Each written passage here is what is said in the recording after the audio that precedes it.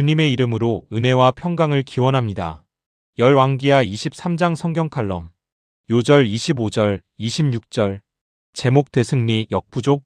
그냥 승리도 아니고 대승리이니 신나는 분위기입니다. 역부족이란 말은 졌지만 잘 싸웠다라는 아쉬움이 짙게 배어 있습니다. 이 상반된 승리와 패배는 양립할 수 없는데 실제적으로 겹쳐 있다면 심각한 것입니다. 열왕기하 23장은 요시야의 종교개혁의 장으로 묘한 기운이 흐르고 있습니다. 22장에서 여선지자 훌다에 의해 예언이 전해졌습니다. 유다의 멸망은 피할 수 없지만 요시야 왕은 회개함으로 열조의 묘실에 들어간다는 것입니다. 열조의 묘실이란 구원의 명예가 주어진다는 의미입니다. 므낫세의 죄악으로 당장 멸망당해도 마땅하지만 요시야의 회심으로 집행유예로 전환된 것입니다. 요시야의 개혁은 철저한 준비와 역동적인 실천과 신본주의 중심으로 진행됩니다. 당시의 패권 국가였던 아수르가 아수르바니팔 왕이 죽고 쇠퇴함으로 외적 환경이 조성되었습니다. 한편으로 히스기야 왕 때 싹튼 바벨론이 융성해 가고 있는 것도 눈여겨봐야 합니다. 요시야의 종교개혁은 먼저 백성들이 언약책의 말씀을 듣고 따르기로 하는 것으로 시작됩니다. 열왕기하 23장 3절입니다. 왕이 단 위에 서서 여호와 앞에서 언약을 세우되 마음을 다하고 뜻을 다하여 여호와께 순종하고 그의 계명과 법도와 율례를 지켜 이 책에 기록된 이 언약의 말씀을 이루게 하리라 하매 백성이 다 그 언약을 따르기로 하니라. 그런데 무언가 밋밋한 분위기가 느껴지는데 이전에 요아스를 언약에 의해 즉위시킬 때와 다릅니다. 17절부터 21절. 당시 제사장인 여호야다의 주도로 다윗의 언약이 재개될 때 백성들의 엄청난 호응이 있었던 것과 대조됩니다. 요시야는 므낫세가 저지른 우상 숭배의 형상을 모독하며 없애버리고 배교한 자들도 처리합니다. 4절부터 15절. 이 과정에서 무명의 선지자에 대한 예언이 이루어집니다. 열왕기상 13장 2절입니다. 하나님의 사람이 제단을 향하여 여호와의 말씀으로 외쳐 이르되 제단아 제단아 여호와께서 이와 같이 말씀하시기를 다윗의 집에 요시야라 이름하는 아들을 낳으리니 그가 내 위에 분향하는 산당 제사장을 내 위에서 제물로 바칠 것이요 또 사람의 뼈를 내 위에서 사르리라 하셨느니라 하고 예언된 말씀은 꼭 성취되고 이는 성경의 무호성을 증명하는 것입니다.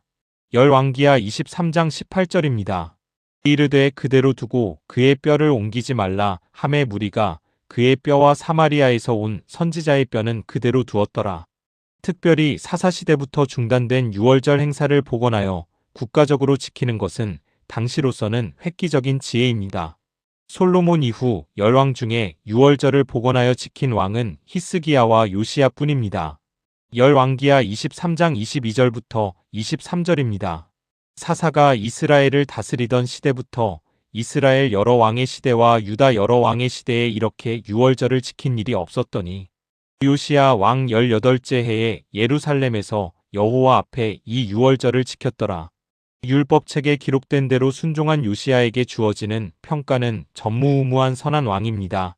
24절부터 25절. 이렇게 마무리되면 좋았을 요시야 이야기는 26절의 부사 그러나로 새로운 국면에 돌입합니다. 이미 기울어진 운동장 같아서 요시야의 선행이 므낫세가 여호와를 경록해 한 것을 돌이킬 수 없다고 말씀하십니다. 열왕기하 23장 26절입니다. 그러나 여호와께서 유다를 향하여 내리신 그 크게 타오르는 진노를 돌이키지 아니하셨으니 이는 므낫세가 여호와를 경노하게 한 그 모든 경노 때문이라. 요시야는 39세에 애국과의 무기또 전쟁에서 전사하고 다시금 악한 왕의 시대로 들어갑니다. 29절. 둘째 아들 여호아스가 먼저 왕위에 올랐지만 석 달 만에 애굽에 잡혀갑니다.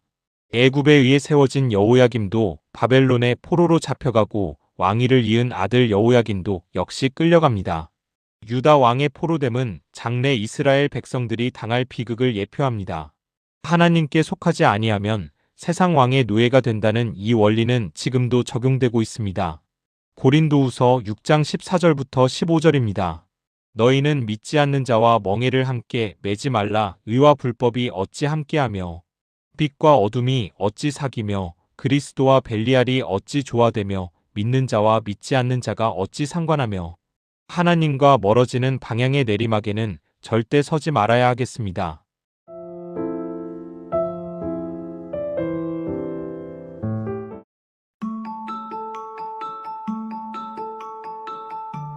주님의 이름으로 은혜와 평강을 기원합니다. 열왕기하 24장 성경 칼럼. 요절 13절, 14절. 제목 영적 체험학습. 나이 드신 분들은 수학여행의 추억이 있을 것입니다. 어려운 시절의 독특한 체험학습이어서 기억에 새겨 있습니다. 경제 혜택을 받은 현재 세대는 해외여행을 다녀올 수 있게 되었습니다. 체험학습은 이론으로 배우는 한계를 벗어나 몸으로 경험한다는 특징이 있습니다. 그런 측면에서 임팩트가 있는 것은 극기 훈련입니다. 젊을 때 고생은 사서도 한다는 말을 실천하는 것입니다. 모진 가난을 겪고 위험 변수를 체득한 노년 세대는 위기를 대비하는 생활이 몸에 배어 있습니다. 악랄한 공산당을 경험한 세대가 반공으로 무장된 것은 당연합니다. 지금 우리나라는 유례없는 70여 년간의 전쟁 없는 세대에 살고 있는데 그 원인을 추적하면 핵무기 때문입니다. 공멸의 위협이 평화를 선사하는 아이러니인데 이 균형이 깨지지 않도록 기도할 책임이 주어졌습니다. 현대는 무력의 전쟁과 함께 정보와 경제와 사이버 세계에서 일어나는 하이브리드 전쟁을 함께합니다. 이제 열왕기는 북이스라엘의 멸망에 이어 남유다가 망하는 지점에 당도하였습니다. 일반적으로 나라가 망하는 원인은 힘이 없을 때입니다. 그러나 선민인 이스라엘이 망하는 근본 원인은 하나님을 버렸기 때문입니다. 하나님의 애끓는 신호에도 불구하고 악착같이 패역의 길로 간 결과입니다. 열왕기에는 나와 있지 않지만 유다의 멸망 당시에 활동한 선지자는 예레미야를 포함해 수십 명입니다. 아수르와 애굽을 제친 바벨론 왕국이 세 차례에 걸쳐 유다를 침범합니다. 남유다는 이미 여호야김 시대에 바벨론의 속국으로 3년을 섬기고 있었습니다. 열왕기하 24장 1절입니다. 여호야김 시대에 바벨론의 왕 느부갓네살이 올라옴에 여호야김이 3년간 섬기다가 돌아서 그를 배반하였더니 하나님의 진노는 이스라엘이 약속의 땅에 머물 자격을 박탈하고 있습니다. 선민의 특권을 뺏기고 하나님의 심판과 이방 왕의 통치를 체험학습하는 상태입니다. 마지막 왕들의 계보는 요시야의 세 아들과 손자가 번갈아 이어갑니다. 여호야긴 때에 2차 침입이 일어나는데 온 나라가 강탈당합니다. 그 영광스럽던 솔로몬 성전의 보화를 빼앗기고 기물들이 회파됩니다. 열왕기하 24장 12절부터 13절입니다. 유다의 왕 여호야긴이 그의 어머니와 신복과 지도자들과 내시들과 함께 바벨론 왕에게 나아감의 왕이 잡으니 때는 바벨론의 왕 8째 해이라. 그가 여호와의 성전의 모든 보물과 왕궁 보물을 집어내고 또 이스라엘의 왕 솔로몬이 만든 것 곧 여호와의 성전의 금 그릇을 다 파괴하였으니 여호와의 말씀과 같이 되었더라. 쓸만한 사람들이 모두 포로로 잡혀가고 비천한 사람들만 남습니다. 열왕기하 24장 14절입니다. 그가 또 예루살렘의 모든 백성과 모든 지도자와 모든 용사 10,000명과 모든 장인과 대장장이를 사로잡아 감에 비천한 자 외에는 그 땅에 남은 자가 없었더라. 그가 여호야긴을 바벨론으로 사로잡아 가고 왕의 어머니와 왕의 아내들과 내시들과 나라에 권세 있는 자도 예루살렘에서 바벨론으로 사로잡아 가고 포로로 끌려가는 수치를 당한 이들은 오히려 이후에 바벨론에서 보호받고 남은 자가 됩니다. 하지만 현실에서는 하나님을 반역할 때 닥치는 저주의 예언이 그대로 적중되고 있습니다. 시드기야는 요시야의 셋째 아들로서 조카 여호야긴에 이어 마지막 왕에 오릅니다. 열왕기하 24장 17절입니다. 바벨론 왕이 또 여호야긴의 숙부 마따니아를 대신하여 왕으로 삼고 그의 이름을 고쳐 시드기야라 하였더라. 예레미야를 통해 전해진 하나님의 친바벨론 정책을 순종하지 않고 오히려 예레미야를 가두어 버립니다. 1절부터 13절. 예레미야는 핍박 속에서도 굳세게 하나님의 뜻을 전합니다. 예레미야 38장 18절입니다.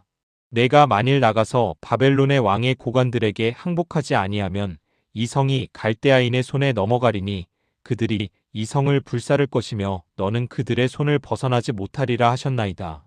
하나님의 명령을 순종하여 바벨론에게 항복했다면 무고한 자들의 피해가 줄었을 것입니다. 유다 멸망의 간접 체험학습은 이 시대 그리스도인에게 본보기가 됩니다. 구약을 읽고 묵상하며 연구할 때 깊고 넓은 영적 실력을 쌓을 수 있습니다. 고린도전서 10장 11절입니다. 그들에게 일어난 이런 일은 본보기가 되고 또한 말세를 만난 우리를 깨우치기 위하여 기록되었느니라. 그런즉 선줄로 생각하는 자는 넘어질까 조심하라. 아멘.